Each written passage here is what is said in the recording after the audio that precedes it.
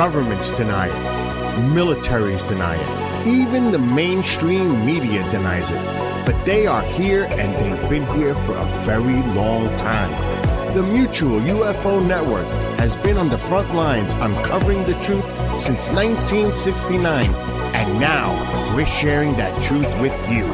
Welcome to MUFON What's Up with your hosts, Katie Page, Christopher DePerno, and Tara Diulis. Exclusively on the KGRA Digital Broadcasting Network. Wondering what's up? So are we.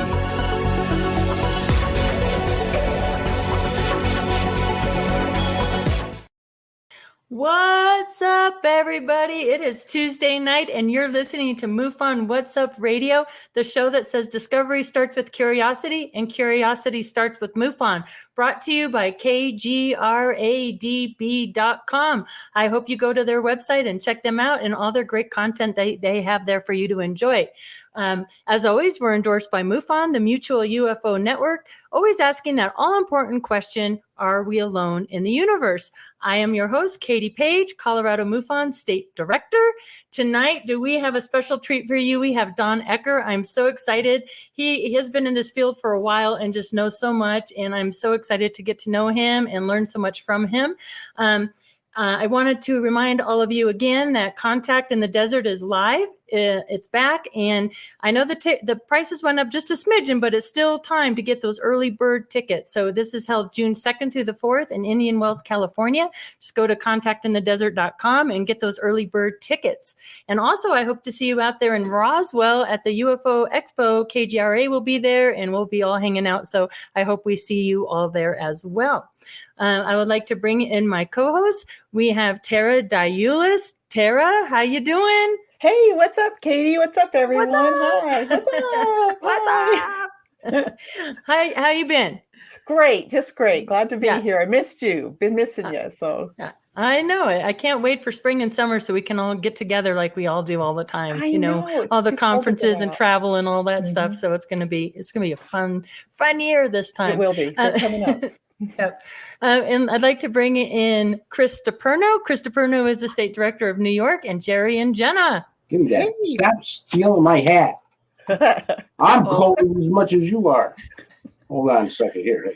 Is it freezing there in New York, Chris? It's a slightly cold with a forecast of slightly colder more. Slightly thing of a blizzard coming on for Buffalo. What do you expect? Anyway. No, not another one. Don't know how you do I am prepared. I got my hat on. He can go bald. Those aliens don't feel cold anyways or wherever. You go out outer space, whatever. Anyways, we're going to have a great show. Don Ecker is with us tonight. Now, let me tell you something. Don Ecker is probably one of the top ufologists, if not the number one ufologist in the world. Awesome. One, I owe him so much because he gave me my start in radio. I was the first time I ever did radio was on his show, and I was nervous as hell, and he made it go so easy that here I am today. Thank God for him. And so Don is going to have some amazing news and stories, and just listen to this guy, and you're going to be entertained. Can't wait. Can't wait. Tara, what do you have to kick us off today? Well, I have. I wanted to show you this funny meme that I have for today. There's this aliens. That's something. Well, we'll just start with there. These are some Valentine's Day is coming up. So I was wondering if aliens sent each other Valentine's Day cards. Yep. Well, I was looking on Etsy and I found some Valentine's Day cards, and here's the Bigfoot. I can't believe they exist. And there's all sorts of cards that you can find. And this is ones from the 70s. They only have eyes for you, just kind of silly. And you're like my chosen one. Isn't that fun? Now, there's nothing that shall keep us apart except for the big UFO. Those cards are crazy. Isn't that funny? Yeah, hi, honey. Here's a Valentine's card. You look like a Bigfoot. Hey, and you know what? You know that alien I've been telling you about in my nightmares? Well, honey, here he is for you. Okay, forget about the roses. I want you to have that alien, you know? And hey, don't worry about that flying saucer blasting a tree out of there. Love is blind. Love is blind. You're going blind. They gotta be insane. Okay. Well, there's all these cards You've on. abducted my heart. I know on So eBay, cute. there's a bunch of them too. The Abducted My Heart's a big one. These are some old ones and stuff. And, Rocket With Me and Let's Plan It, quotes, so we can be Valentines. And look at her little UFO hat. It's so cute. Oh my It's kind of a helicopter. Reminds me of the Earth. days where you in elementary school, you make the little bags, and I wonder if they still do that. And so fun. Hoping you have the one special Valentine in there. Say yes, dear. On eBay, you can find all these wonderful Valentines and stuff. And I love that. I know it's fun. Hey, are you guys keeping up with your New Year's resolutions? No? What about hydration? Look at you guys laughing. Mine was to drink enough water this year. Okay, good for you, Katie. Well, proper hydration is important, because it keeps your body from dehydrating. And then you can end up with a lot of inflammation, which is the cause of a lot of degenerative diseases, right? And so I'm so excited to talk to you guys about our new sponsor, and that is Fuel Up. So Fuel Up's a hydration system for everyone who participates in life, and that would be me included. Haha. So it's a daily low sugar, low carb hydration system that contains electrolytes, antioxidants, B vitamins, and a special bio-aloe blend for your immune system. So what it's designed to support is what we all need, like motivation, concentration, and my favorite is rejuvenation, all while supporting your healthy immune system, right? So there's 3 ways to fuel up. Okay, one is Wake for motivation, and it's an orange sherbet flavor, and I've tried that. And it's kind of reminiscent of Tang. It tastes pretty good, but that provides an energy boost. You have Play for concentration, and it's a fruit punch designed to help increase your focus and concentration. Rest is rejuvenation, and it's a luscious blackberry lavender flavor with melatonin to help you get your rest. So the good thing about it is it comes with a feel the difference guarantee. It's money back guarantee, and you can just visit fuelup.gg/KGRA for our special offer, which includes free shipping, which is awesome. So it could be the new year and the new you. So visit KGRA or fuelup.gg/KGRA and try it. I think you'll all enjoy it, seriously. So Fuel Up for life, right? So that's it. So Chris, are you hydrated now? Are you ready to go? What do you have for us today? It's pretty good. I got the orange Tang stuff. Tastes like that orange Tang stuff. But before I work out, I drink a glass of that, and I feel pretty good after that. And I got to tell you, I think this hydration stuff, there's something to it. So if you want to feel good, get some Fuel Up. That lavender stuff, I think that's pretty good. You can put a few candles on, put it in a wine glass, enjoy yourself. You can mix it make with it special and other stuff and shakes and all sorts of stuff. So. I had the Wake one said it actually helps with hangovers too. So if you have a rough night, you can get up and hydrate, and it helps with that. I'm gonna put that Fuel Up in a bottle of wine and give my wife that Fuel Up stuff in a bottle of wine. And give her that Bigfoot Valentine card and see if I get lucky. You might. Right. You never know. It takes all kinds, Are we ready for the news? I think so. Okay, let's do the news this week. Okay, let's see what stories we got here. Okay, ready? Ready. Space arcs are hidden under the earth to evacuate people during the apocalypse. The professor, a specialist in exopolitics, tried to reassure humanity by saying that if a global catastrophe occurs, like we're not having one right now, huge ships are ready to deliver people to a safe place in the universe, reported by the Daily Star. Huge ships buried underground are ready to evacuate a large... If they're buried underground, how are you going to get them out? By the time you're done digging them out, you're dead. Anyways, I saw that in a movie. Huge ships buried underground are ready to evacuate a large number of people, animals, plants from the planet in the event of a global crisis, the professor said. Professor Michael Sala is a recognized expert in exopolitics who studies the interplay of human politics and extraterrestrial affairs. The scientist suggested that huge space ships would be ready to take people if a global catastrophe occurs. I probably have about 6 sources that are telling me that the space arcs that are on the moon and all over the earth that are in other parts of the solar system Oh, Michael. Wow. And Michael. Hey, anyways, one of my sources is currently in the U.S. Army and has been taken on a few secret missions where he boarded these space arcs. He was on a space arc in the Atlantic Ocean, on the moon, in Disneyland. Michael went on to give a precise definition of what he meant by a space arc, explaining that these megaships were supposed to act if a global crisis occurred that would render the Earth uninhabitable.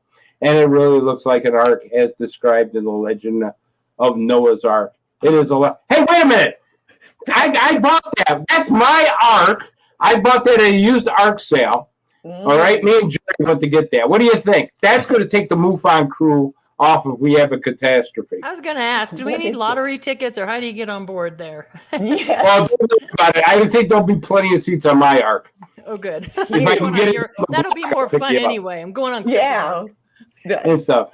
All right. Anyways, it is very large like a ship and is designed to evacuate a large number of people, animals, a flora during a disaster. Amanda. Hey, you know what?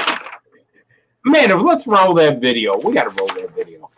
Dr. Robert Ensman proposed the Ensman Starship in 1964. It would be fueled by a frozen sphere of deuterium 1 million tons in weight, with a cylinder more than 500 meters long attached behind it.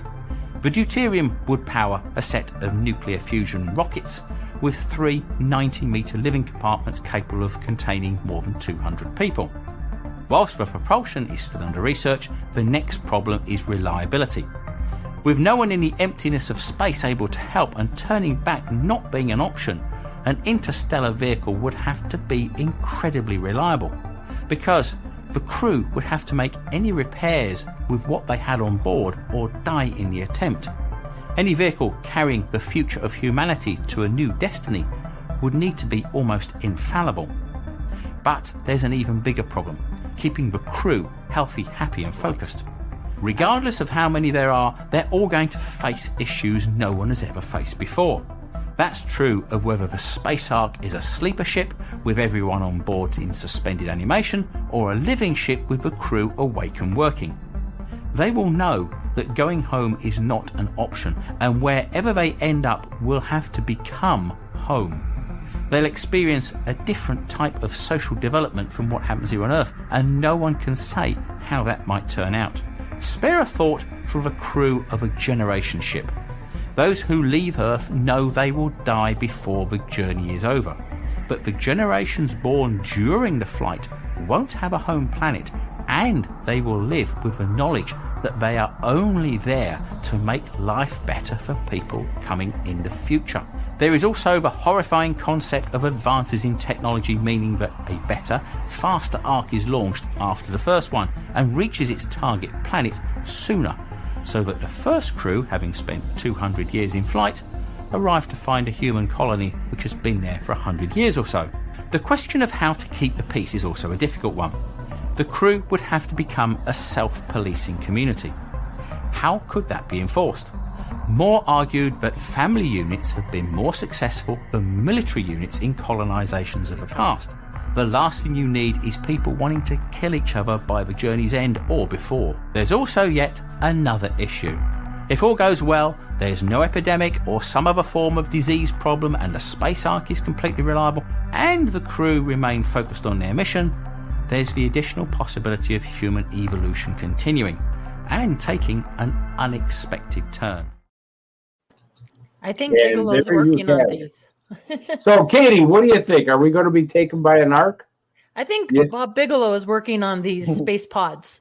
So possibly, I don't know. I mean, it is kind of a crazy thing to think, though. If we lose Earth, you know, who knows where you'll end up. It kind of reminded me of Star Wars saga or something like that. What do you think? I don't think we have. The one thing is, why would you bury them underground? Yeah. You bury them underground. You got to get them out.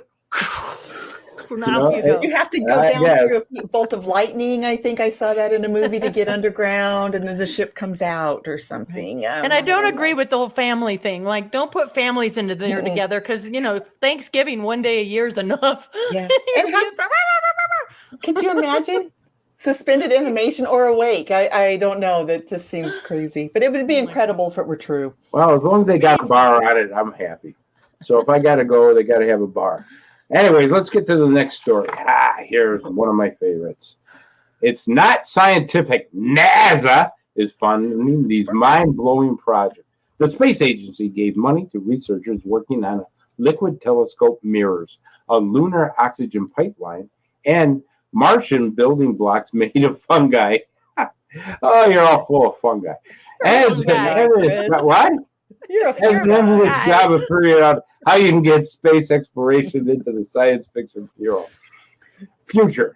He and his colleagues fund a high-risk, high-reward project. I can't just imagine being surrounded by fungi. Anyway, high-reward project is part of the NASA Initiative Advanced Concept Program, in which last week announced grants to teams exploring ideas. Many of them won't pan out. Okay, there's a waste of money. But some perhaps, like the lunar oxygen pipeline or the space telescope mirror that's built in space, could become game changers. One of this year's winners is a proposal to design a living area assembled from building material grown on Mars. The substance of the material are generated by fungi and bacteria. It's hard to send big, heavy things like a housing structure to space. The launch cost is prohibitive, and you have to squeeze it on top of a rocket and stick the landing on Mars too. But this project, developed by mechanical and material engineers, explored the idea of growing building blocks out of fungi and bacteria. These fungi and bacteria start small, but they gradually grow filaments and tendrils, and I have no idea what those things are, people, but it's something I wouldn't want in my house, to fill the space available to them. We call them self-healing materials. Cool. We want to take it one step to develop self-growing materials. Also, a proposal to deploy a seaplane to fly on Titan. Oh, boy, whoever comes up with this. Saturn's biggest moon, and one to probe and to penetrate the ocean of its neighbors. Eucalyptus? I don't know. Anyways, which is enclosed on a thick outer layer of ice that behaves like rock. While some of these projects won't succeed, you think, the program helps NASA test the bounds of what's feasible if a project fails. It's still useful to us. If it works, it can transform the future in NASA missions. Another project proposed designing a giant moon-based pipeline that could deliver much-needed oxygen to astronauts on a future lunar base. Now, wait a minute. You got a pipeline. Where are you going to get the oxygen? But let them figure that out. All right? Thanks to NASA ongoing Artemis programs, astronauts will arrive as soon as 2026. So, does all of the project get us to the moon and Mars? Amanda, let's roll that important tape. Voyager 1. While launching human beings into orbit and watching them step foot on the moon is amazing and jaw-dropping to watch, those of us on the ground probably don't realize that these NASA missions involve absurd amounts of data before execution. The Voyager 1 spacecraft is definitely a prime example of a seemingly boring project producing some seriously stellar results. Voyager 1 launched on September 5, 1977, with the primary mission of performing flybys of Saturn and Jupiter, snapping pictures of the area and sending those images back to Earth for study. And this project was anything but a one-and-done endeavor. Voyager 1 spent about 44 years being propelled through space and finally left our solar system in the summer of 2012, and it's still transmitting data to NASA teams on Earth to this day. On board the Voyager 1 spacecraft is the Golden Record, which contains some friendly greetings from us Earthlings to any prospective intelligent extraterrestrials in nearly 60 human languages. But the Golden Record has a lot more to say than just, "Hi, how are you?" The recordings range from the music of Chuck Berry and Beethoven to various photos of Earth's diverse people. 12. Mars Pathfinder. Getting to Mars has been on the minds of thinkers and creatives for decades, with author Ray Bradbury publishing The Martian Chronicles in 1950, and Isaac Asimov showing us The Martian Way just 2 years later. NASA first attempted to reach Mars in 1964 with their Mariner 4, and since then only about half of their spacecraft have ever made the long and perilous journey into the red planet's orbit. But the first robotic rover to ever touch down on the planet's surface was the Mars Pathfinder, and it did so on the 4th of July, 1997. The Mars Pathfinder quite literally went above and beyond its duties and was sending data back to Earth far longer than anyone at NASA could have ever hoped for about 3 months. And while that may be a brief time frame, the Mars Pathfinder managed to send more than 2.3 billion bits of information back to the scientists of Earth. The Blue Origin Orbital Reef is a concept space station that aims to be slightly more accessible and inclusive than its initial launch. This concept space station aims to be an orbital luxury hotel that can accommodate up to 400 guests and a place where space tourists can rub shoulders with researchers, scientists, and even government officials. If it all goes according to plan, then Blue Origin's Orbital Reef will be the world's first space hotel, and guests will still be able to keep their feet on the ground with the artificial gravity, so no need to worry about your room service floating around. There will even be an in-house movie theater so people can watch their favorite science fiction films and point to the screen and say, "Hey, I've been there." To turn this dream into a reality, Bezos was given $130 million from NASA and developed a partnership with Sierra Space and Boeing, who will have to build the Boeing Starliner shuttle to bring guests to and from the orbital reef. Nice. Tara, what do you think of a pipeline? I think that sounds so dangerous. I don't even want to think about it. Where are you going to get the oxygen? You can build the biggest pipeline you want, but you don't have a source to get the oxygen. They'll have a refinery somewhere, and that will go to all the bases on the moon, right? Or through the moon and on the other side. But we'll be here on Earth, and we'll see kaboom on the moon. Yes, supernova moon. What's that big glow up there? What do you think, Katie? Well, I think with the James Webb, I mean, we're learning so much more. And Tara, you're the one that keeps up with that on your Sky Tour Live with Mark D'Antonio. You know more about that than I do. But I'm thinking, that Voyager is kind of outdated now. But, I think all these things, I think we're headed towards, if we don't have a base on the moon already, we're headed towards that and possibly on Mars. So I think it's all very exciting. Space exploration is great. It's exciting. And I'm just thinking about, the hotel and my drink floating to me, seeing a movie in space. I mean, can you imagine? Maybe our grandkids will be able to do something like that. It's pretty exciting. It's very exciting. Yeah. God bless them. God bless them. All right. Are you ready for the case of the week? Yeah, let's have a case of the week. Okay. Enough of the news. No, it's good news. Good. I like that. Thanks, Chris. Yeah, nothing like an art. Like Chris's art. Okay. So we have MUFON case number 127979.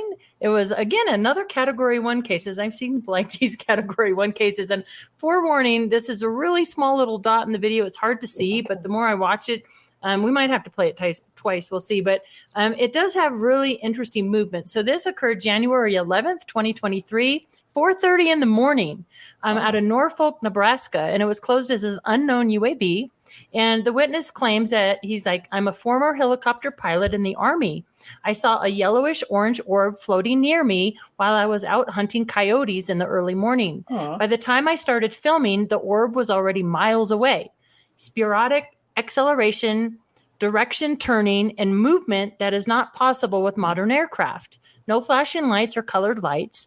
I saw a lot of these in the military that we weren't allowed to report. That's changed now. Now you can report without getting in trouble. But they called them Foo Fighters. So Amanda, if you want to roll that video, and again, it's a little small dot, and then you see a brighter light, which I think is a reflection, but we're focusing on the little small dot, and you'll see it kind of make these interesting movements.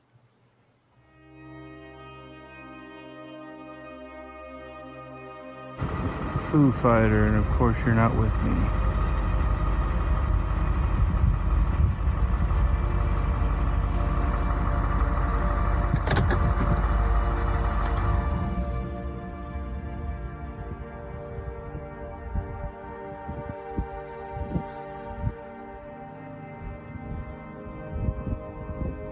We're gonna dive.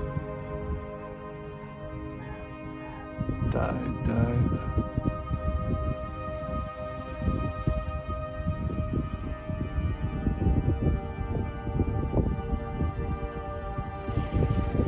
Moving super fast.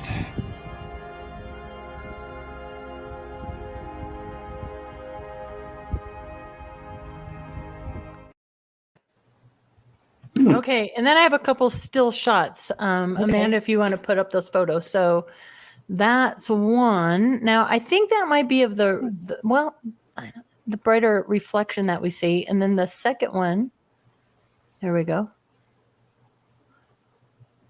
And the witness took those before the video. So he said it kind of moved really fast away. What do you guys think? Tara, go ahead. I wonder if there was an image stabilization done on that, because it's such a dark video. Was the object moving or was his camera moving? And that was kind of hard for me to tell.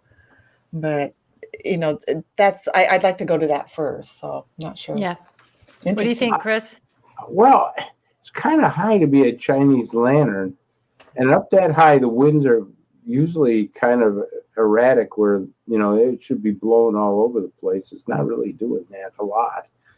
Right. And 4:30 in the morning. I mean, the time, 4:30 in the morning. I don't think people are out putting up Chinese lanterns, but I guess one never knows. But you got to rule it out. That's what I'm saying. I don't think it's a Chinese lantern. It looks like there's stuff. And I don't think it's a drone. I don't see anything flashing, you know, that would be a drone lights. I don't know. This is a curious one. I'd like to have that video analyzed, but I don't think they're going to get much out of it, to be honest. Right. It's so far away, and like Tara said, you made a good point. You know, is he moving around? But it is a very credible witness, and that's always an important factor as well. I mean, he's a credible observer, so we got to keep that in mind too. But I thought it was an interesting case, so that's case of the week. Yeah, and did you catch up with Bob this week, Chris? I did, and he's got a special announcement for all you people out there. Bob has got this amazing announcement about MUFON and what's going to happen. Awesome. Why don't we roll that, Amanda? All right. Cool. Hi, everybody. This is Bob Spearing, MUFON's Director of International Investigations. And usually I do a clip of interest every week for Chris and the crew. But today I have some special announcements that I want to make. February 2023 may turn out to be one of the biggest months in the history of MUFON. First off, we have the symposium registration will be opening up on February 1st. It will be in Cincinnati, Ohio from August 25th to the 27th. Now, if you are a field investigator or if you are interested in field investigating, on the 24th, Thursday, if you arrive a day earlier, you can get in on field investigator training. It's a separate course, but I can tell you that the 8-hour course will teach you tons of things you never knew about: forensic investigations, astronomy, etc., etc. And best of all, two of your hosts on this particular radio show, Katie Page and Chris DiPerno, will be two of the instructors giving classes that day.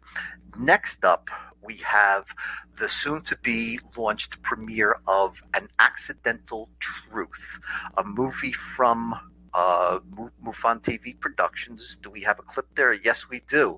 And if you go to MUFON.com next week, you'll be able to enter to win a free Matthew Modine autographed movie poster. Matthew Modine will be the narrator's voice in this movie. I've seen the movie, I've had a preview, and I can tell you that the movie builds up and the last 20 minutes will blow your socks off. The movie is scheduled to premiere April 18th.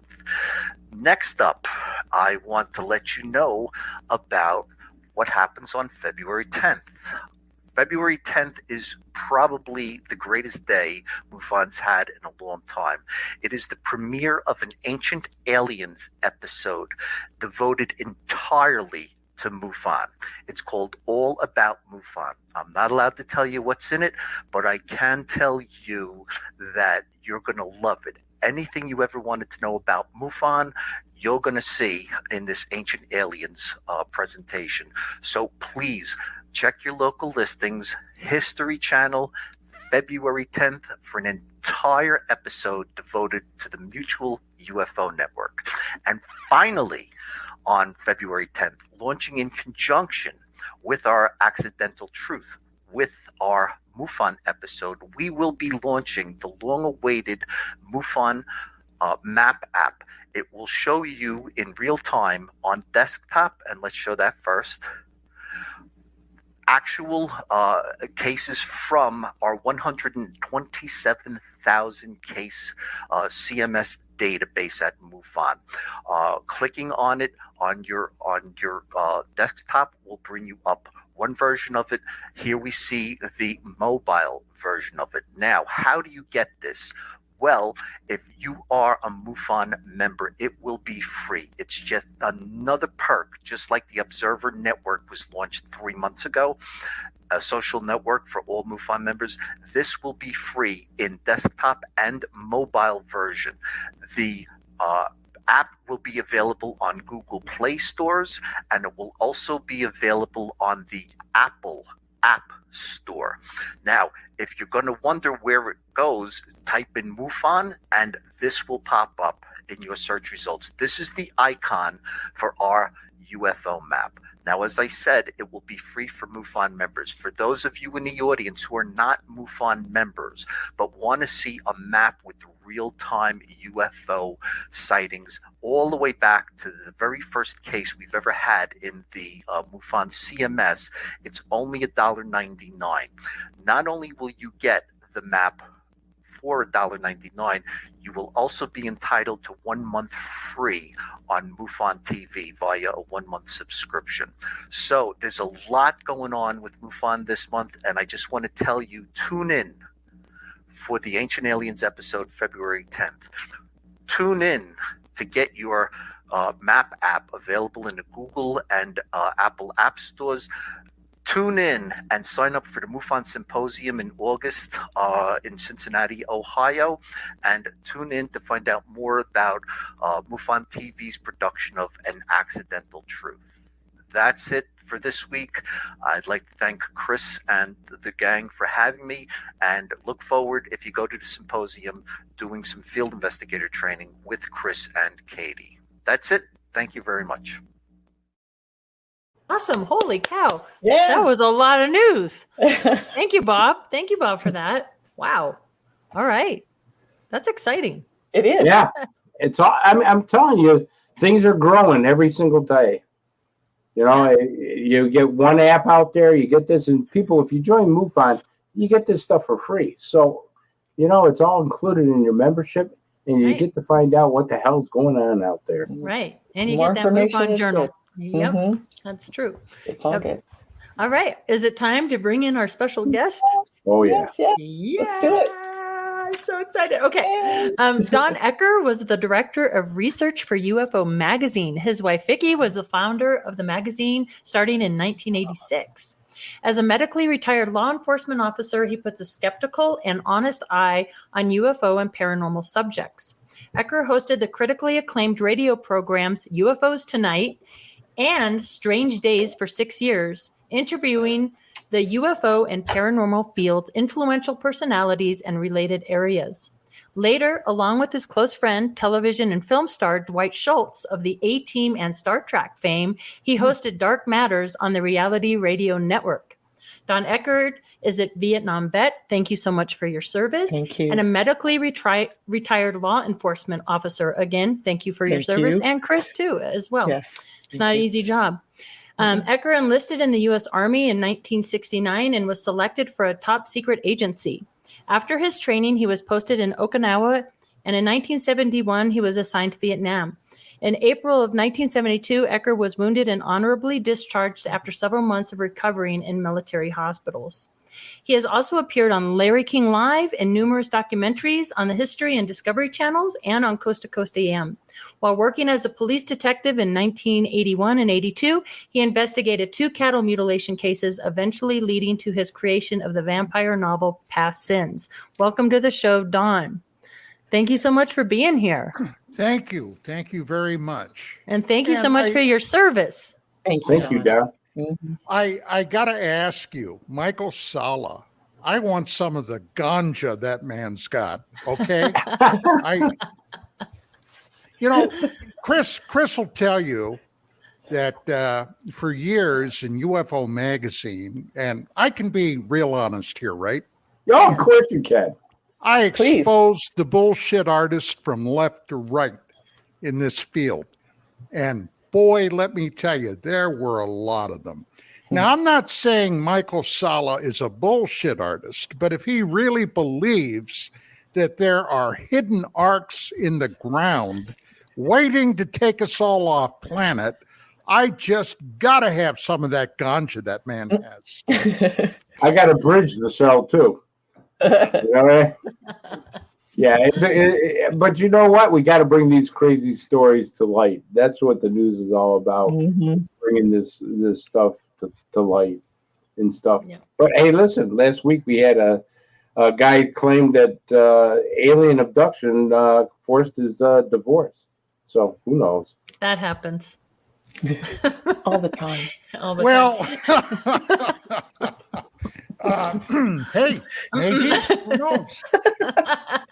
Hey, Don, I have a question. I'm really curious about, I don't know if you know, but in Apro, there was a ranch known as the Clearview Ranch in Colorado that had dozens and dozens of cattle mutilations, and where Linda Moulton Howe got her start with the Strange Harvest and all that. Well, I spent time on that ranch when I was a young girl.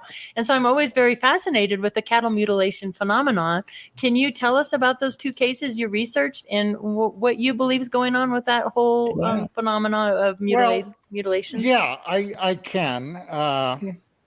The problem with mutilations, that led me ultimately to an intensive 3-year investigation that evolved into human mutilations. Ooh. And in 1993, in UFO Magazine, I did some articles on that. I got deep into the weeds with this. And incidentally, it really infuriated a lot of people. People like Whitley Strieber, who at that time was still all peace, love, light. The aliens, they may scare you, but they're really not bad guys, et cetera, et cetera. And even MUFON, I got really, well, the original international director, Walt Andrus, approached me in 1989 at the infamous MUFON symposium that took place in Las Vegas. That was, the state director at that time was John Lear. Lear had called me up. This is several months before the symposium, and said, I understand you've been working on something that you're calling human mutilations. And I said, yeah, that's correct. And he said, well, how would you like to present your research at the MUFON symposium? And I said, well, thank you for the invitation, John. I'm going to have to think about it, but I'll get back to you. Well, I called up some of my sources, and after I was secure in the information that I had to present, I called them up and said, yeah, I'll do it. Now, look, you guys are in MUFON. You know how this works. There's a lot of politics. There are a lot of butts that can get hurt. There are a lot of people that have to be massaged. And apparently John Lear at the time had really upset some of the upper echelon in MUFON. So I didn't know anything about this until I got to Vegas. I flew into Vegas, went down to the hotel, was checking in, and off to my side. Now look, from the Army, from when I was a police officer, a detective, I worked undercover for a while. I have what's called situational awareness. Do you know what that is? I do. I've heard it. Yeah, let's hear it.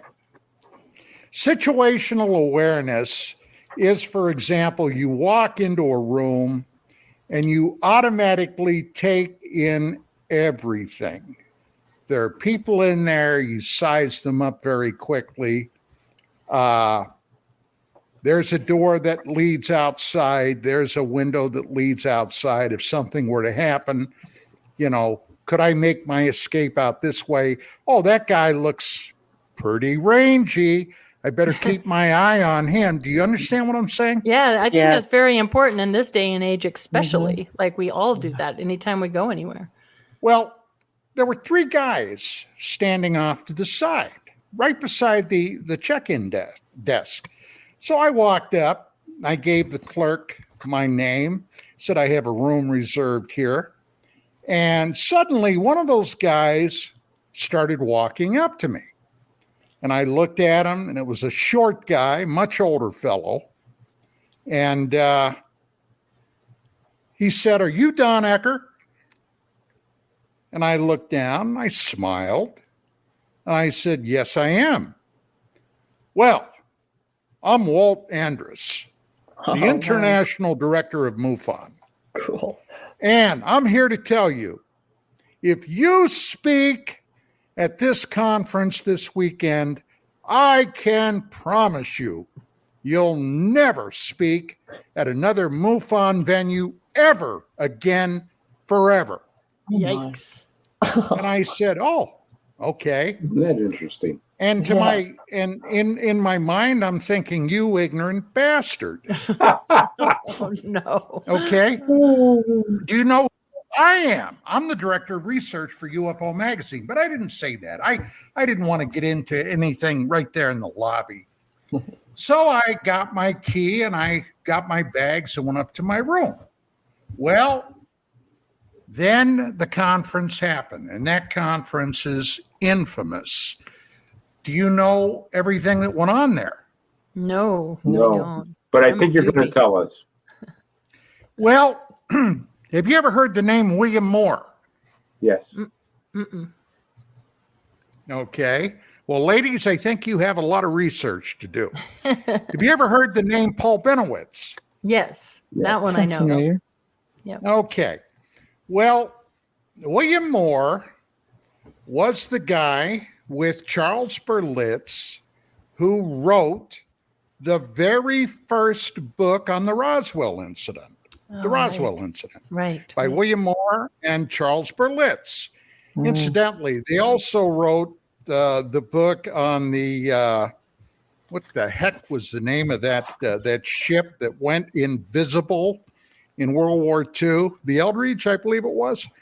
And yeah, that's Jesse Marcel, Right. Right.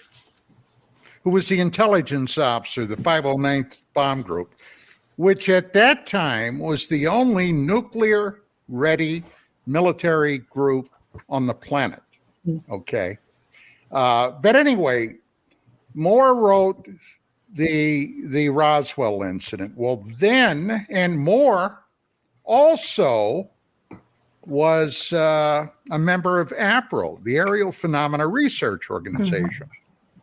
Well, he was approached by military intelligence, and basically Moore was co-opted.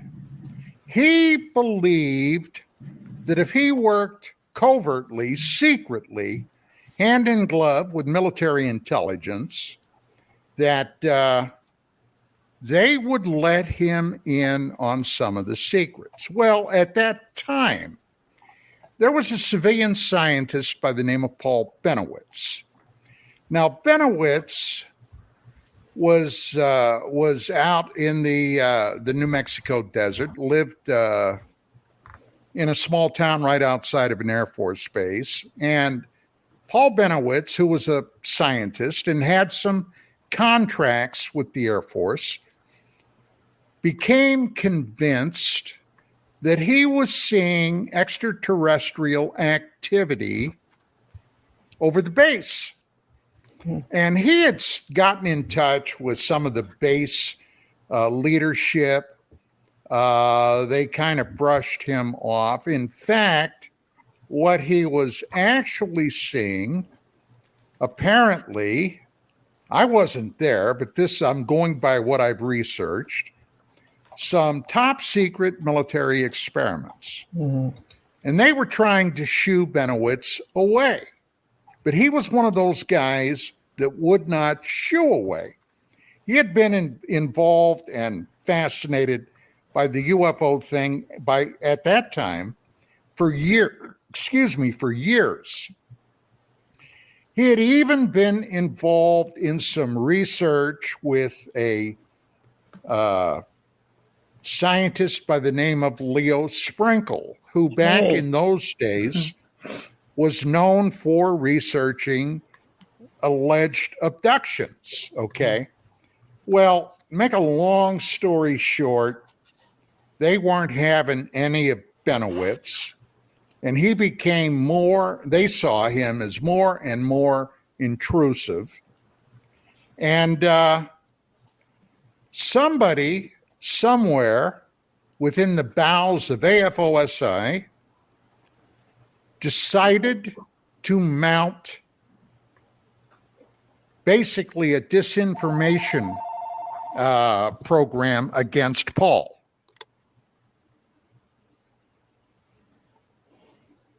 This was on Mirageman, right? Too. They talked about this in Richard Doty's film. Yes, they did. Yeah. Yes, they did. Now, I'm sorry for that. My phone here went off.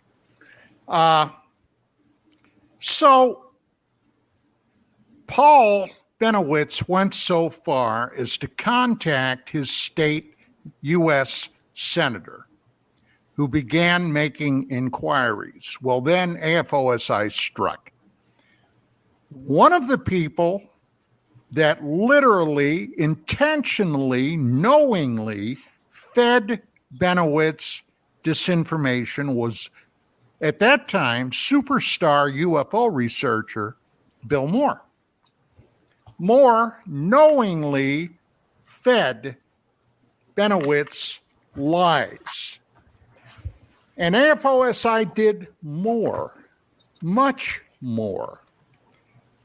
They literally hired criminals to break into Benowitz's home and rearrange his furniture, take pictures off the wall, put them somewhere else.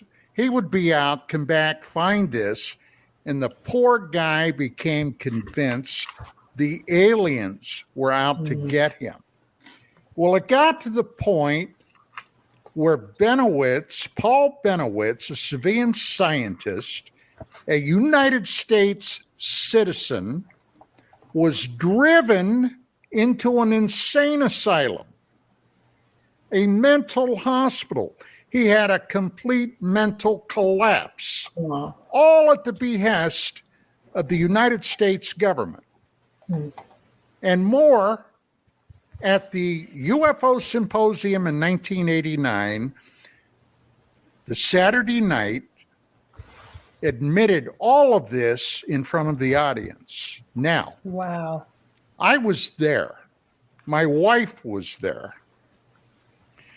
What happened there was for the ages. That place erupted into a riot. Oh, wow. Now, what Moore hoped to accomplish to this day is a mystery. I don't know. He ended up literally. Say again, Chris? I was saying that why would he do it? There's nothing to accomplish on it other than the fact that he probably almost started a riot. I agree with you, Dan. Well, what did he hope to accomplish? Later, he said, and I had, a couple of years after that, periodically, I would meet with Bill Moore here in Southern California for brunch or breakfast, because and this is something else that he was doing. Vicky and I, the magazine, were being surveilled. Okay. I had broken a couple of very big stories on NBC and CNN, UFO stories. One was the STS-48 space shuttle, the video where it encountered a UFO above Australia and New Zealand, and something appeared to shoot at it. I broke the story of the Soviet Union's Phobos 2 probe that went to Mars. And of course, at the time, nobody was aware of this, but NASA had an extremely close relationship with the Russians on this mission, Glavcosmos. And there, this probe photographed an object 15.5 miles long, a mile in diameter, that then turned toward the probe and rammed it, destroying it. Oh my goodness. Okay. Now, we were being surveilled. I'll relay another little story about that. And it wasn't all the government. It was also aerospace were surveilling us, like Lockheed, for example, because we were doing a lot of serious reporting. You see, this is one thing when I came on board because of my background, and Vicky, my wife, and Sherry, her partner, were basically not real familiar in how a lot of this baseball was being played dirty. Okay. Dirty baseball. Do you know what I'm saying? Some of these guys can play pretty rough if they think you're infringing on their turf. Well, we were, okay. We were infringing on their turf, and they wanted to know what the heck we were up to. And we had some weird things happen over the years. But be that as it may, to get back to this Paul Benowitz story. So Moore basically blew himself up in front of over 800 people. And he had been, up to that point, one of the superstars in the UFO field. Well, no more. His buddy, Jamie Chandra, who had been, the two of them, Chandra and Moore, were the people that gave us the MJ-12 documents. Are you familiar with those? Yes. Mm-hmm. Well, there's a hell of a story there too. But be that as it may, they basically evaporated in the public eye after that. Moore was persona non grata almost everywhere he went, but we still would meet. Now, he was reporting back to his handlers on what he could glean from me and UFO Magazine. And quite honestly, I wanted to know what the hell he was up to. Okay. Now, one thing about Bill Moore, I will say, to my knowledge, he never knowingly lied to me, ever. I would ask him a question, and he would basically answer that question truthfully. I never caught him in a lie. One very strange thing happened one time, though. Out of the woodwork, there was, and my best friend and my partner had been a very well-known television star. He had starred for 4 years on General Hospital, had done a lot of other stuff, but General Hospital is where he was best known. A guy by the name of Richard Saraday. Now, Rich died 3 years ago. And I mean, he and I were extremely close. Rich was the kind of guy, literally, and I've seen him do it, he would take the shirt off his own back and give it to somebody that needed a shirt. He was that kind of guy. Well, Rich had been asked by Vicky and I to attend a meeting that was being held out here by a couple of guys. you may be aware of, well, at least one of their names, Norio Hayakawa. Oh, yeah. Mm-hmm. Okay. And his then buddy, Gary Schultz. They were very closely involved with researching Area 51. Now, a guy basically approached them who ended up being somehow involved. He had a inordinate amount of knowledge about a lot of government things going on. At the time, there were basically two competing groups. At least this was what was floating on the surface. There was the MJ-12 group and this other group, which I got to think now for a second. I believe it was called Con-12. Well, they did not see eye to eye. Now, part of the rumor mill basically pointed out that there were two groups within the government. One group wanted to keep all UFO knowledge under wraps. There was another group that wanted to release information to the public. Yeah. Well, this guy came out as he was going, but it wasn't his real name. He was going by the name of Michael Younger. Don, let me stop you right there for a second because we're going to break, but we're going to pick this up right after in the second part and the break. How long's the break? You got to have a break, Don. How long? How long? 3 minutes. 3 minutes. Okay. That'll give me time. Give me time. Yeah, go pee and get something to drink. Yeah. We'll see you on the other side of the break. All right.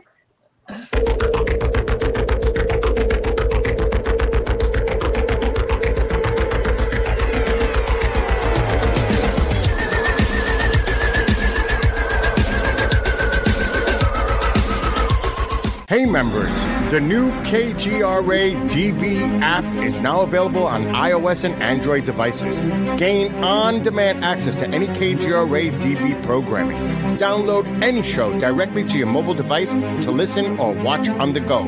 Go to the App Store and search KGRA DB.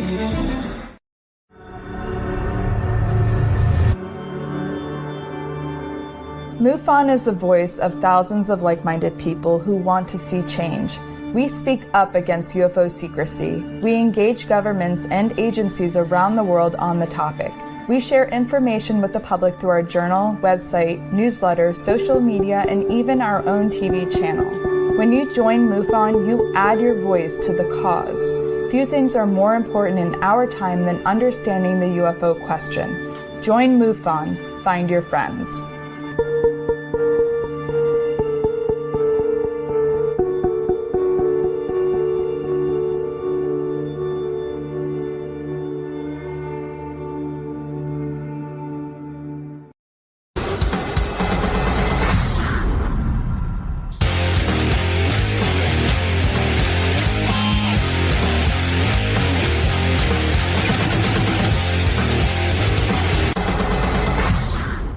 Are you looking to go on a faraway journey that is magical and mysterious, reaping on mystical legends? If so, then Mysterious Adventure Tours is perfect for you. Imagine a voyage to explore ancient mysteries of Ireland, haunted majesties of Scotland, or their chilling Birth of the Vampires in Romania. These small esoteric getaways are limited and do fill up fast. So, go to MysteriousAdventureTours.com and book your trip soon. You're listening to the KGRA Digital Broadcasting Network. We provide unparalleled coverage of trending news in the world of ufology, cryptozoology, and paranormal phenomenon.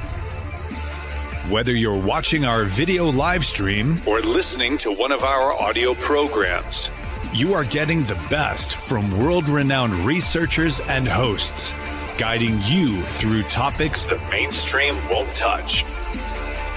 Miss one of your favorite programs? No problem. Head over to the members area at kgradb.com for access to our massive library of award-winning content. Make contact, stay connected, only at kgradb.com.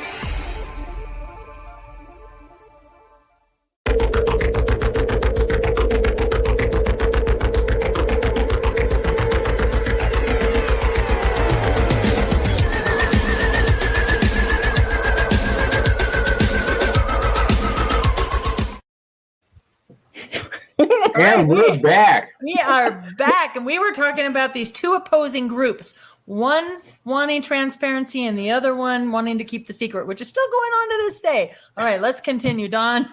This is fascinating stuff. To get back to my story about this fella, Michael Younger. Yes. Michael was somehow connected. To this day, I don't know how, but he was.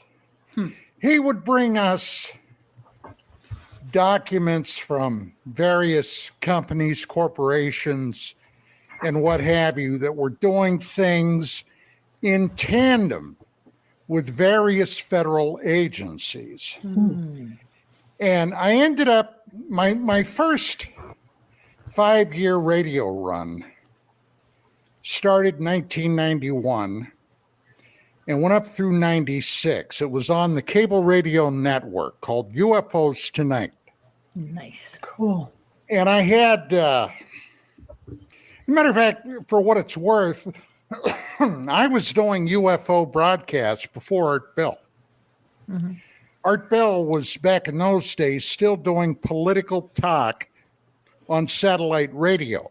And it wasn't until he met Bob Bigelow that he got his big break. Okay. But anyway, I interviewed Michael Younger on my show several times.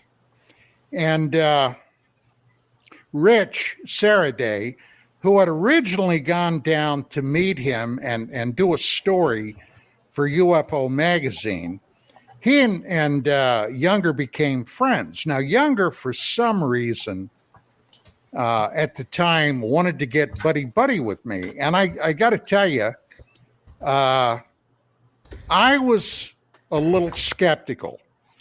I got to have a sense of what somebody's agenda is before I let them get close. You know what I'm saying?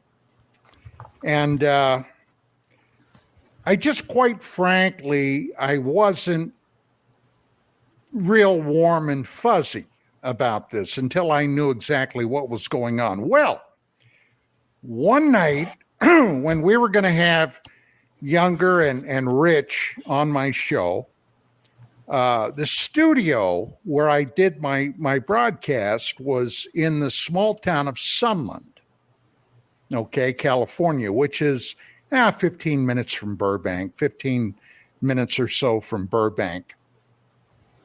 And it's in a shopping mall, all right? So I had a lot of people. I used to have a regular gang that would show up for the various broadcasts that I would be doing. And a whole bunch of people showed up for this one because Younger at the time was making quite a splash. Him and Rich ended up doing a short run radio broadcast out of Glendale called the Blue Files, okay, where they talked about a lot of this insider baseball business. Well, dealing with UFOs, government, and what have you. So anyway, as I am going into the studio, somebody said, "Who the hell is that over there?" And I wasn't really paying any attention, but Rich and Younger had a security guy with him, providing personal security. There was a car parked in the lot that had like 3 or 4 radio antennas sticking off of it. Suspicious. And it was very suspicious. And they kind of walked up covertly to the car until they got there. There was a guy sitting inside the car. He had a really high-powered camera with long telephoto lens, some other odds and ends. Well, it turned out the guy was a private detective. And the private detective, when some research was done, his private detective license had been expired, but he had been hired by an aerospace company that wanted to see who all ended up doing, when I was doing my broadcast, who all was there. He was sitting there taking notes, taking pictures, all kinds of stuff. So, yeah, it was real. I mean, this was, there was something. Was this Bigelow this. Aerospace? No. That's in Nevada. No, this was here in California. Okay. So anyway, Younger was one of those mysteries, those conundrums wrapped up in a riddle. Incidentally, he ended up beginning of 2000s. He was found dead on some railroad tracks out here. Oh, no. I mean, just another weird thing. But to get back to what I originally was saying, I can get sidetracked pretty easy. Younger came to me one day, and he said, Don, he said, I know you're periodically meet with Bill Moore, right?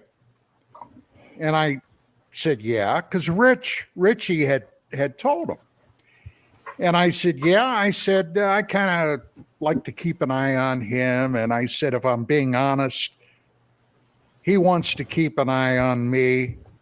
He said, well, I got something I want you to ask him. And I said, well, what is it? He said, well, this is from Com 12. Now, Com 12 was this other group, right? And I said, okay. He said, well, do you know? And he named some small community here in Southern California that the MJ-12 people are supposedly surveilling a supposedly married couple in this small community. And I said, well, why? What the hell could that be about? He said, well, here's the thing. Supposedly, they're ETs. And I said, What? Yeah. I said, Michael, ETs? He said, look, he said, I'm just telling you what I was told. Ask more about that. So I said, okay. I said, what the hell? If for no other reason, I want to see what his reaction is. Right. So the next time we met, which was, I think, the following week, we're sitting down at our favorite little restaurant, Coco's, in Sunland. And if I remember correctly, I think I was having Eggs Benedict. And I don't remember what Moore was having. But we're sitting there amiably chatting. And I said, oh, Bill, by the way, I got a question to ask you. He said, all right. I said, what's the story about this house in this little community that's being surveilled because they might be aliens? And his jaw dropped. He said, how do you know about that? Oh my goodness. Probably saw what they were barbecued out on the grill. But anyway, I mean, this was the kind of weird stuff that periodically we would have happen. Now, to go a little further along, the Area 51 thing was spooky. Now, I had been involved in that since the first, and George Knapp, I've known George for well over 30 years. The first broadcast that George Knapp had done with Bob Lazar, when Bob was still Dennis in the screen. If you know anything about your history, you will know that the first specials that he did on Area 51, which out of KLAS TV, Channel 8 in Las Vegas, ended up spanning the entire planet, the globe. Okay, everybody heard about this. Well, I had gone down. As a matter of fact, I was at Lazar's house a number of times. And there was a character too. I got to say, I never liked Bob Lazar. I never liked him because he was... Don't hold back, Don. We want to know how you do. Well, hey, Chris, how long have you known me? I've known you enough to know that you're probably the most truthful, honest guy that I've ever met in ufology. How's that? That's pretty impressive. Reason I didn't like him because he is one of those guys that exudes that thing. I'm smarter than you are, and I know I am. And there's just no warm and fuzzy that I ever found with the guy. Now, somebody can be a little warm and fuzzy. You know, Chris, like you. You're warm. Yeah, I'm real warm and fuzzy. Just ask internal affairs at the police department. I like you. But no, but Lazar, but that's not to say that I thought I ever, and I've got a good bullshit detector. Okay, I've got a good one. You would have to. Yeah. It's been working for a long time. Never once did I ever get the hint that Lazar was BSing me. And I have known Lazar personally since 1989, and never has his story changed in any significant manner. Now, does that mean I believe everything he says? No, but I don't disbelieve it. Lazar knew things that he could not have known unless he was where he said he was. Okay? And I've seen guys, their careers rise and fall, hanging on the coattails of Bob Lazar, John Lear, William Bill Cooper, and others. And that would be just for another series of radio shows. Cool. But these were guys that I dealt with all the time. And I got to tell you, it's been in many ways a very bumpy ride. But hey, I'm going to shut up for a minute and see if you guys... I'm going to ask you, I got to ask you a question here. What did Bob say to you when you asked about the alien in the small town? You never gave us an answer of what he said. He said his mouth just dropped open. Did he go, I mean, what did he say? No, he didn't, Chris, he didn't have an answer. He really didn't have an answer. Oh, I'm surprised you didn't press him on it and said, hey, what's the answer? I did press him on it. But you see, here was the thing. And Bill Moore was one of those guys, in some respects, like Bob Lazar. I am smarter than you. I know what I'm doing. And he was being played for a fool. And one of the people that was playing Bill Moore, and this was a guy I wanted to get on my radio show, and he avoided me like bubonic plague. And that was a guy by the name of Rick Doty. Richard Doty. Oh, Heard of yeah. him, yeah. Mhm. It's because he knew you had a Okay. good BS meter. That's why. Well, yeah, and I'm not above getting in somebody's face if I think they're trying to snow me under. You know what I'm saying? Yeah. When he was being paid to throw a lot of BS around, Doty was. Yes, but That was his job. he also got his ass thrown out of AFOSI. Well, I didn't know that. Oh, yeah. He ended up his Air Force career. You ready for this, Chris? Yeah, I love it. Go. Food service. You go from counterintelligence to food service?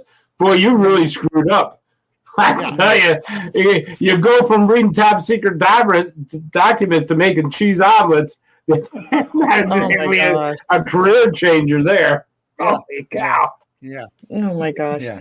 Hey, Don, you had mentioned something a little while ago that I want to touch base on, and I want to know what you were talking about human mutilations and what your thoughts are on mutilations in general. And can you elaborate on that? Boy, you want to go right into the dark side, don't you? Why not? I've never heard of that. I mean, I'm interested. Well, I have known all the principles in this field going back to when I first entered professionally. One of the people I knew pretty darn well was John Keel. Okay. Mm-hmm. John is the author of the Mothman Prophecies and a number of other books. He had been banging around. He would bristle at you if you suggested he was a UFO researcher. He vehemently denied that. He was a 410 from the court of Charles Fort. Do you know who Charles Fort was? Yep. I don't. Well, Charles Fort, going all the way back to the 19th century, was somebody that gathered oddities from all over, all around, all kinds of things, including UFO, what today would be considered UFO reports from the 19th century. He would glean newspapers by the dozens and the hundreds. Yeah. Cool. Well, Keel and I were talking. As a matter of fact, he was in New York. I was out. Well, at the time, I was in Idaho. And I had been talking to him about my investigation, my criminal investigation, when I was the lead investigator on a couple of cattle mutes. So we were talking about a lot of things, and then he told me a very curious story. Because I had asked him, just off the cuff, I said, John, have you ever heard of any human victims that basically could be considered a mutilation? Well, then he told me about a case he was aware of. A husband and wife, I don't know if they were from Texas or were just driving from Mexico into Texas. They'd been on vacation, where they're tooling down the highway, and suddenly, at literally a clear blue sky, a severed human torso fell from the sky. Oh my gosh. Hit the highway. Oh no. Oh yeah.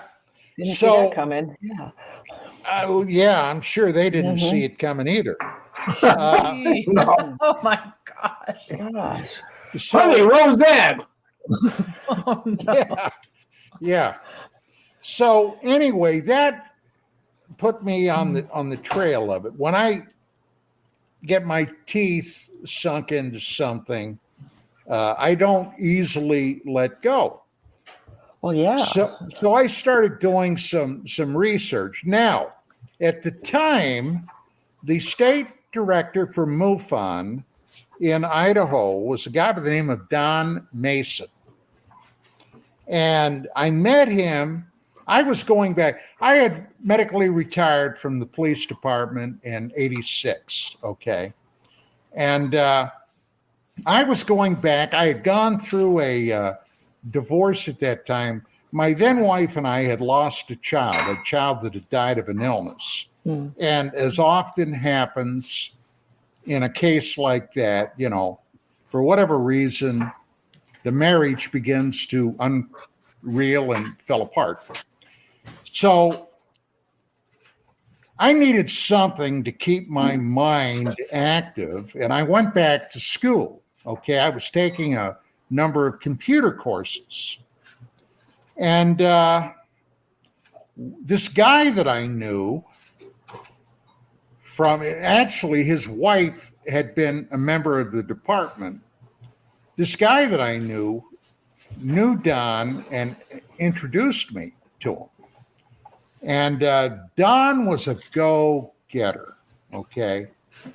And the only time that I became a member of MUFON, I was for 1 year. I became a member of MUFON, and he made me a state section director. And he had a lot of ideas what he wanted to do. So we're talking about this, and he said, for a long time, I had an idea that I've been wanting to explore. He said, but MUFON doesn't have an international directory.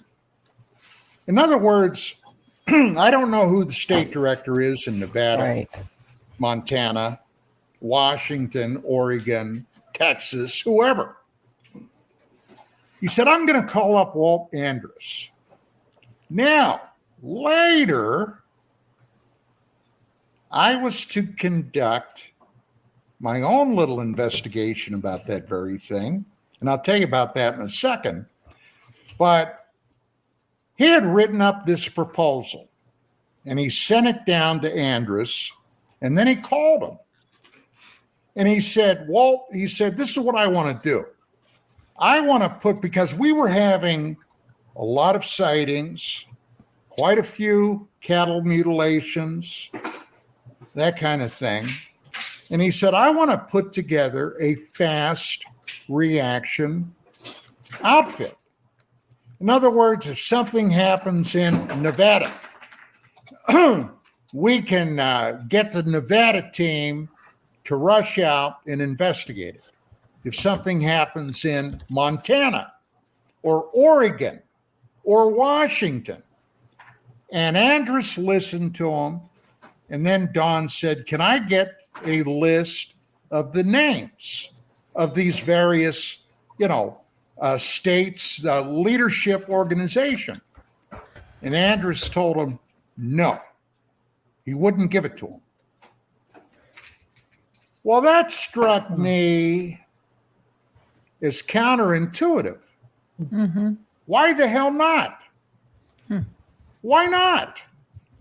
And then I did some research and an investigation, and I found out why. Why? You sure you want to hear it? Oh, yes. Oh, God, yes. Yes, please.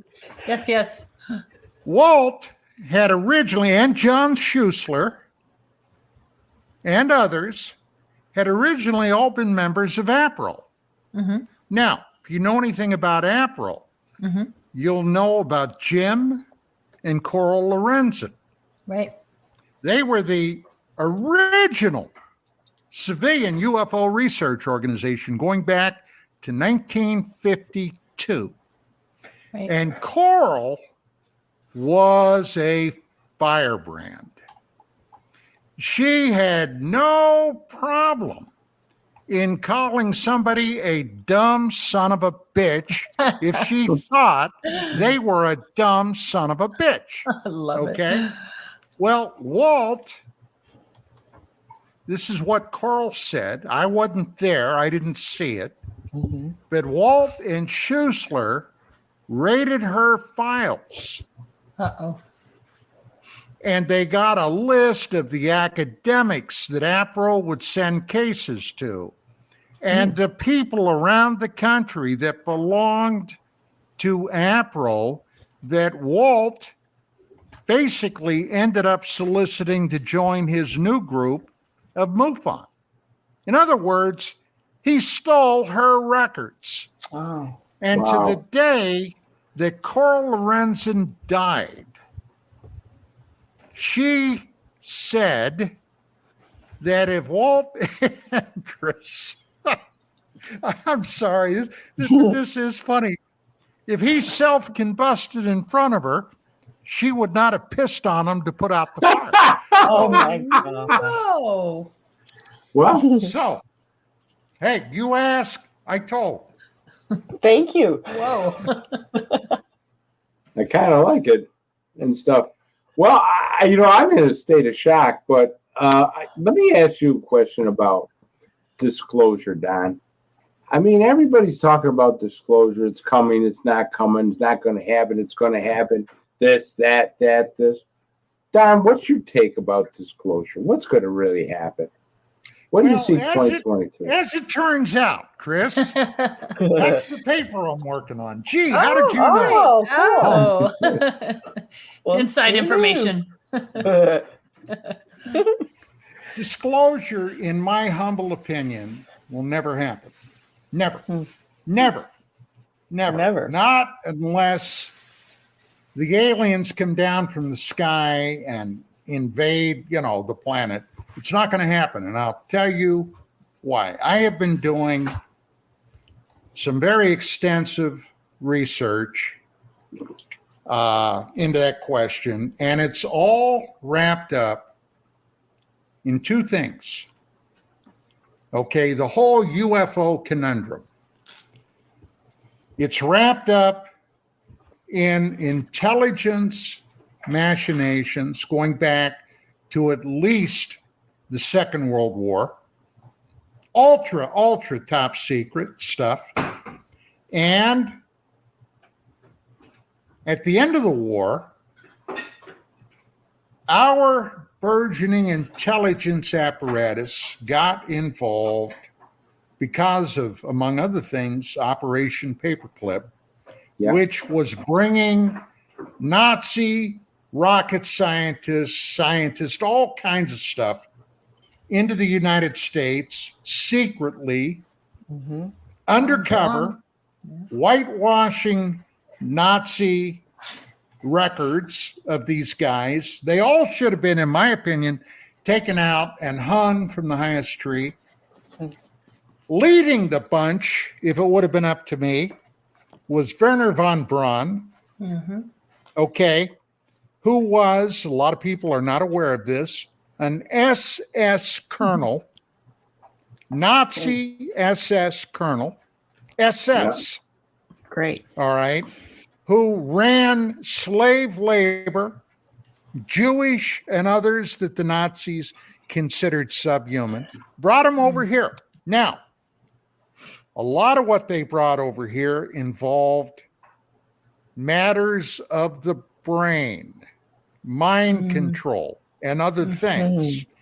And ultimately, and I don't have enough time to go into all the twists and turns, what ended up being the remote viewing program. Oh, interesting. Wow. Apparently, now, before I go any further there, let me say that starting in the very early 1990s, because of a number of reasons, I began very deeply in-depth researching lunar phenomena. Now, most people are not aware that during the Apollo program, before our first landing on the moon, NASA went to a group of academics because even then, in the 50s and the 60s, astronomers were observing some very weird things on the moon. weird things like lights, flashing lights, lunar domes that would suddenly pop up that they could see, the front facing Earth, okay, that they could observe, would be in a certain area for a number of weeks, sometimes only days. Then they disappeared. And a couple of weeks later, they would pop up somewhere else. So NASA, not quite sure, I'm sure, what they were getting into. They contracted out to a group of academics to do some extensive background research on what astronomers had been observing on the moon going back centuries. Wow. Well, they came out with a report. You can find it online called NASA Technical Report 277.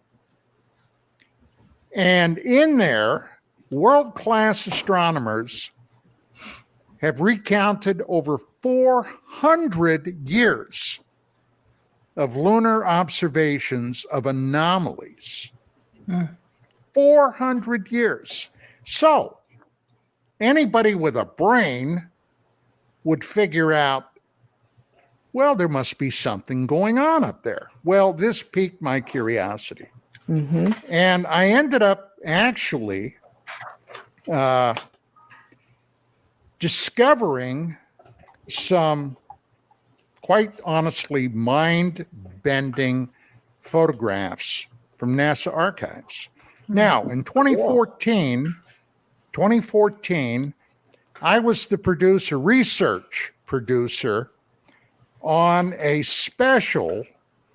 television special that was aired on the anniversary of the Apollo 11 touchdown called Aliens on the Moon, The Truth Revealed. Now, to get back to what I was originally saying, one of the premier remote viewers that designed the protocols for the remote viewing program, the Stargate program, was a man by the name of Ingo Swann. Ingo Swann, I was invited back to Bordentown, New Jersey in the mid-90s to give a talk at Pat Martilio's venue in Bordentown on my lunar research. Well, Ingo heard about it and came down. We met, ended up becoming very good friends. When he would come out here on the West Coast, he had family out here.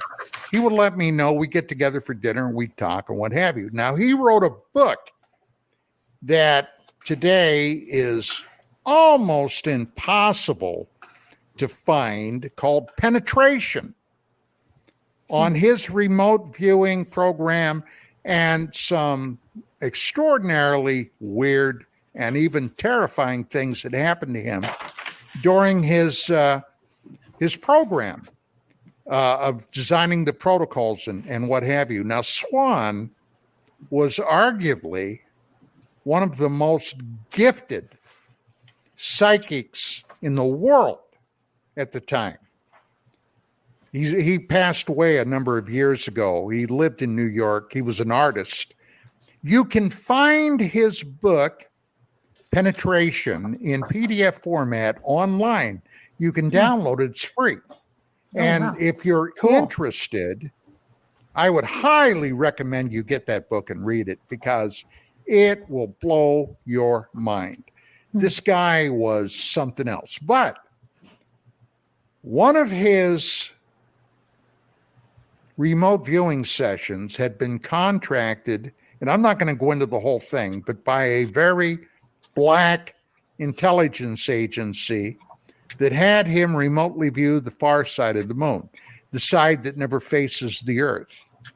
And back there, he claims to have found what could only be described as an ancient lunar base put there by someone else.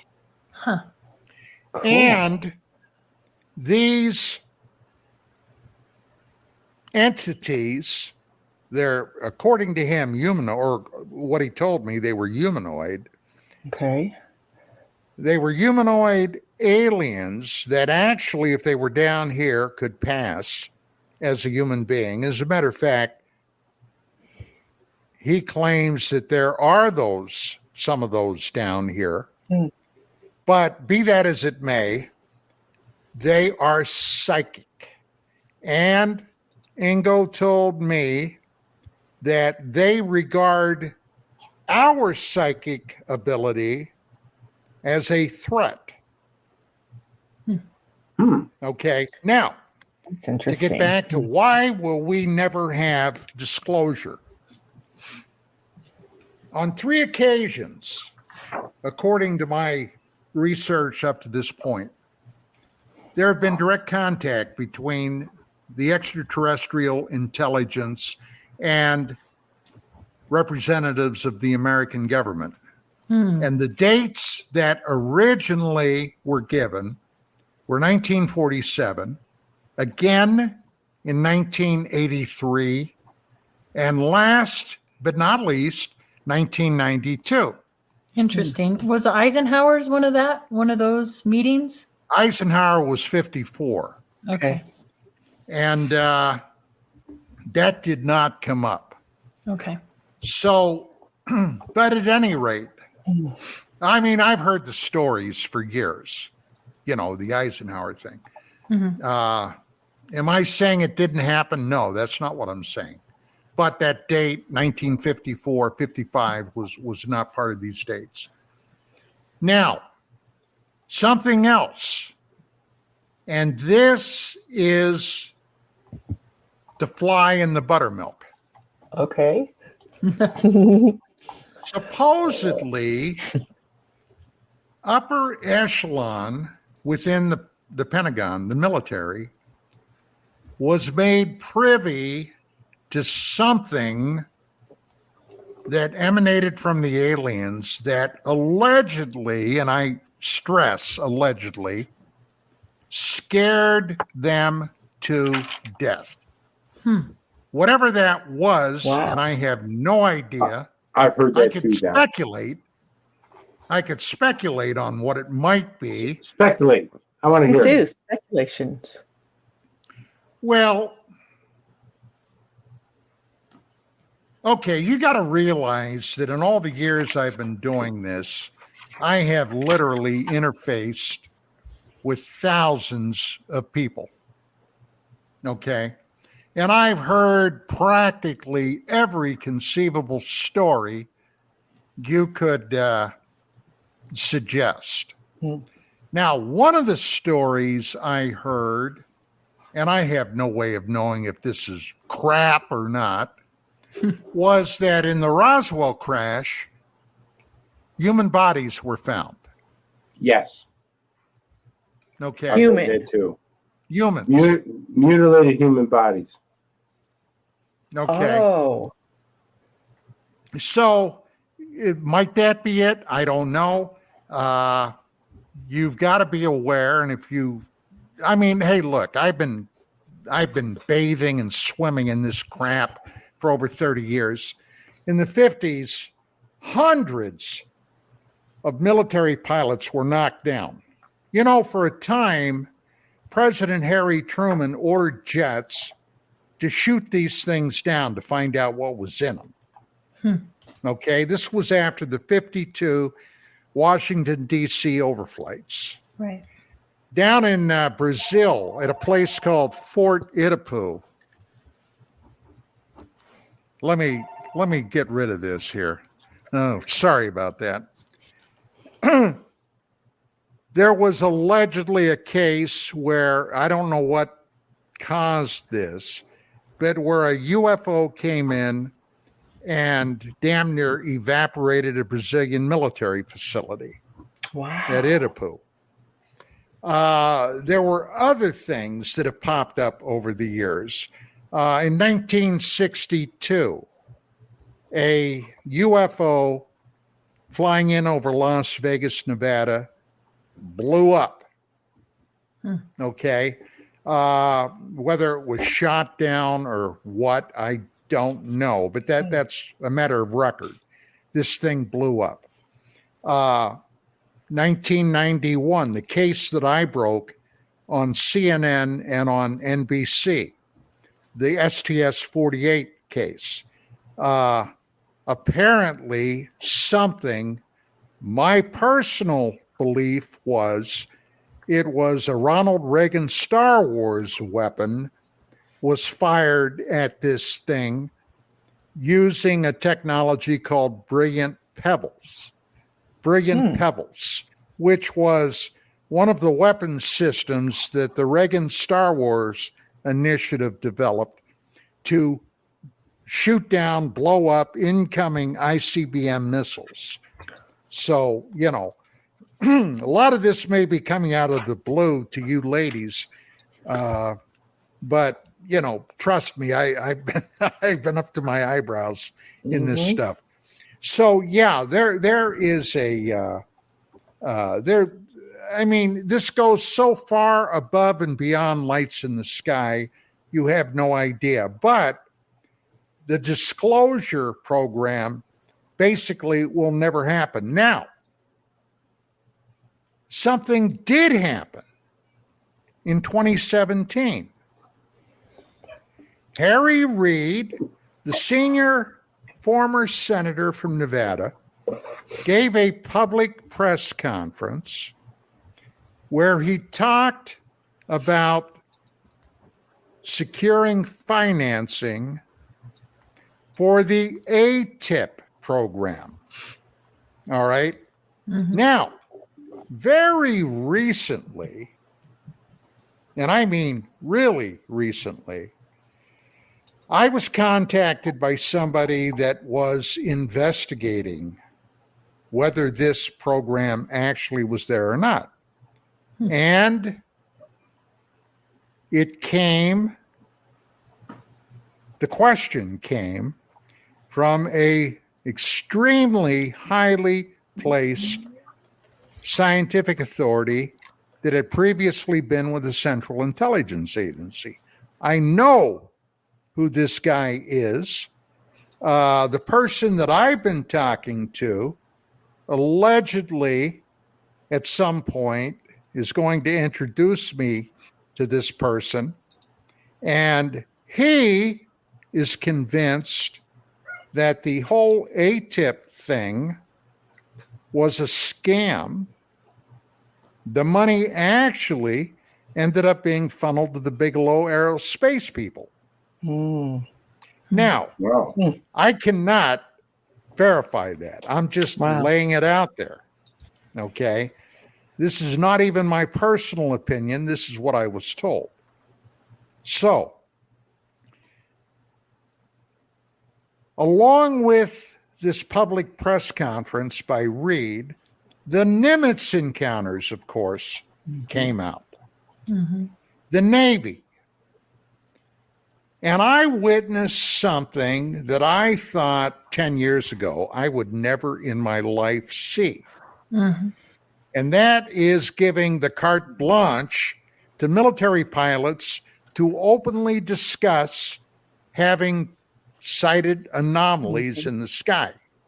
But who is the one military organization that from day one, going all the way back to 1947 and even before, has not made one peep? The Air Force. United States Air Force. Who were the people originally put in charge of investigating UFOs? Army Air Force, right? The Army Air Corps that became the Air Force. Yep. Okay. So these guys have not said anything. Now, this is just a little addendum to make you think about a lot of this business. In 1952, which was just 9 short years after the Japanese sneak attack on Pearl Harbor, okay? Not even an eye blink. The Secretary of the Navy was on a fact-finding mission flying out to Hawaii from the United States 1952. Hawaii wasn't even a state yet. It was still a territory, but Pearl Harbor was out there. And whatever his fact-finding tour was all about, he was coming back home. Entering the United States, guess what? His airplane got buzzed by a UFO. He gets back to D.C., and everybody, incidentally, on his airplane saw this thing, whatever it was. He gets back to D.C., he calls up his brother's Secretary of the Air Force, and he tells him what happened. He said, my God, we couldn't believe our eyes. He said, it was there. He said, what do you guys know about it? And here comes the rub. The Secretary of the Air Force told the Secretary of the Navy, I'm sorry, Mr. Secretary, but you don't have a need to know. Oh, wow. Oh, wow. Now, anybody that's been in the armed forces, like Chris, and Chris was a Marine, he'll tell you, the U.S. Navy is second to none when it comes to intelligence. They have one of the finest military intelligence services anywhere, the Navy. And you can go back, if you don't believe me, you can go back and see what those guys were doing in World War II. As a matter of fact, they helped win the war in the Pacific with breaking the Japanese codes prior to the Battle of Midway. Right. The Battle of Midway, incidentally, was one of the most important military battles in the history of the Second World War. Because we totally, 6 months after Pearl Harbor, we checked the Japanese fleet, which up to that point had been the most powerful in the Pacific after they knocked us out, and we stopped their advance, okay, because of Navy intelligence. Now, I am convinced that when the Secretary of the Navy got off the phone to the Air Force guy, he said, screw him. And I will bet my bottom dollar they began their own UFO investigation. It only makes sense. Yeah. Okay. Now, all these years later, suddenly the Navy comes clean. Now, if I were a vengeful kind of guy, I would think the Navy was sticking their finger in the eye of the Air Force, because the Air Force hasn't said a bloody word to anybody. Right. So take it for what it's worth. So interesting. You know, one of the things I want to just top on, I think you hit it right on the money when you said the Pentagon was kind of scared about some stuff, because I got a chance to talk to Gary Nolan a few weeks ago. And one of the questions I posed to Dr. Nolan, because he had done all this research on UFO medals, UFO abductees, check MRIs, the whole bit. And one of the things I asked him, I says, has there been any physical injuries? Has a UFO ever attacked a person or a thing of that nature? I wanted to know because I had heard that. And he finally went down and he says, I'm not going to talk about that. And I asked him, I says, well, I mean, has anybody been injured? He says, I can't talk about that. And he goes, I'll tell you one story that's out there. He says, a person was playing with a laser and put the laser toward the ship, and the ship fired back and burned the back of this guy's neck. He says, but anything else I'm not going to discuss with you. Now, he didn't say, no, I never heard anything. You know, this is the only story. He says, flat down, he shut me down. He said, no, I'm not going to discuss it with you. Which, you know, as an investigator, that tells you a lot of stuff, especially what you're saying tonight on the air. So there is something going on that I think the military is scared about with these things. Of course there is. Yes. Of course there is. Yeah. And now you know why they had been surveilling me. Yeah. Hey, I have a question. I hope that you are willing to come back on the air because I'm just learning so much and I have just so many questions. One of which, though, I just am curious, is the Glock and the bell, were those real things that the Soviets had? Oh, cool. Well, der Glock was not Russian. It was German. Okay. German. Yeah. Okay. Was German. And my dear departed friend, Rich Saraday, knew, as a matter of fact, up in Tahunga, where he lived, where Rich lived, there was an old retired guy there from, God, I'm trying to remember now where Rich told me this man had worked. It was something in high up in, might have been Kodak. I don't remember.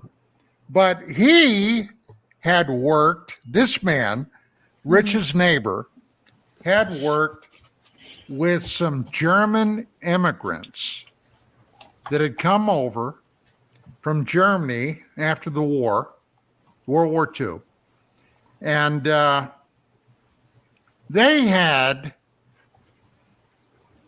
became friends. They had many conversations. And this German immigrant had told him some stories of pre-war Germany and then during the war Germany. And it suggested, now I'm only going by what I was told, so please don't hold me to this. I wasn't there. Oh my God. So anyway, the German allegedly told him of contact that had happened between visitors and German authorities. Oh, now, what that means and what the contacts were and what they're not going to quit. They're trying to silence you. Yeah. So, oh no. It's the government, Don. They're trying to shut you up. Shut him up! Can't get rid of him. It may very well be. But incident, oh, Jesus. I'm telling you, it's the government, Don. It was, believe it or not, a Russian name on the phone, on the caller ID. Oh, there you go, baby. Oh no. That's crazy. So anyway, what that contact may have been, I don't know. But this old man, this German, was convinced that we were being visited and contacted. By the way, my label there, Don Ecker co-host, Dangerous Military Nerds. That is a show on KGRA on Wednesdays at 1 p.m. Pacific time, okay, that I've been doing with another buddy of mine, a military veteran. As a matter of fact, Chris has joined us a couple of times. Gary Kissel, which we do the show every Wednesday. Today's Tuesday, right? Yeah. So we'll be doing it tomorrow. Oh, nice. So we talk about all kinds of stuff. We just recently talked about what our military might do in the event of hostile ETs. So it's just let me plug that, if you don't mind. Let me plug that show. Yeah. Yes, everybody tune in. And one also, other thing. you do have a book too. Yeah. Oh Hey, yeah. you awesome. I got to tell you, today I had to, because my wife, has been basically laid up. I had to do some shopping and what have you. I came home. I was dragging anchor, okay, after doing all this other. I've been a house husband. I've been cooking. I've been doing dishes, everything. And Awesome. I was about falling down. And honest to God, this is unsolicited. I'm not getting paid for this. I did a jug of this stuff and I'm good to go. Let me tell you. That's great. That was great. Yeah, that's great. Well, Don, unfortunately, we're almost out of time. You did write a book too. I just want to plug your book real quick too. It looks Past very Sins. interesting. Yeah, Past Sins. I think there it is. There it is. That looks really interesting. It's a horror novel. A horror novel. Love it. And here's the premise. What if vampires, and I'm not talking about the sparkly, good-looking ones. I'm talking about vampires the way they were originally meant to be, were real vampires, yeah. And the CIA got their hands on one and decided to weaponize it.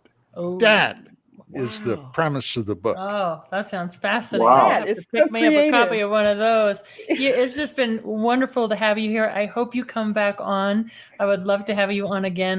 Like I said, so many questions. I want to thank Amanda, our producer. You just rock it in the back there. Thank you so much, Amanda. Thank you to Bill Skywatcher. And God Gary. bless Sam and Dean Winchester. Right. And Tara, you're awesome and you rock. Thank you so much. And thank you, Chris, Jerry, and Jenna. And thank you to all our listeners out there. I so appreciate you guys tuning in every Tuesday night. And I hope that everybody has just a fantastic week. And check out Don's show tomorrow night right here on KGRA. I know I'll be tuning into that. You're going to love his show. Yeah, I am. You're going to love his show. I'm going to have to go back in and watch what the military would do with a UFO invasion. I'm curious now about that. But I hope everybody has aliens. Yeah. Hostile aliens. Right. And that's the other thing. We don't have time to get into it, but that whole threat narrative. But now after what I learned today, maybe there's some truth to that. And, maybe there are some aliens, ETs out there that don't have our best It's not interest in all, heart. Katie, it's not all pixie not love farts and light. and rainbow-colored unicorns. Kittens. Dang it. Wow, I was hoping. Anyway, I hope everybody has a fantastic week and have rainbows and kittens for this week. Yes. So we'll see everybody next Tuesday night. Have a good night, everybody. Don, stay with us after the show. Okay.